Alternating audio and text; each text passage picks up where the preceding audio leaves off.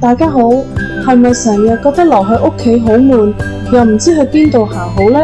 等我同你哋介紹個5星級嘅好地方——東岸公園。呢度絕對係我哋嘅私家後花園啊！你睇下條路幾咁平坦，幾咁好行啊！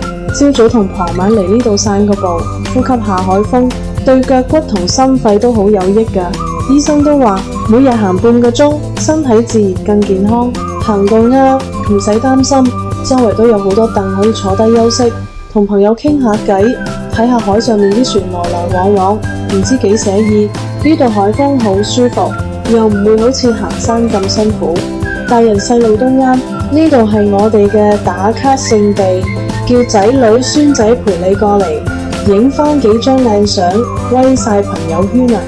呢度睇日落仲特別靚，金黃色一片，個心都即刻開朗晒。老友記喺度可以扶住欄杆，輕輕鬆鬆做下伸展運動，活絡下筋骨，個人都會精神爽利啲。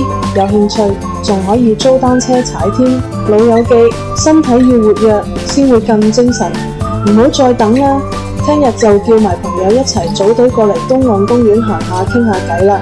呢度又安全又舒服，風景又靚，包你嚟完一次就會成日上嚟。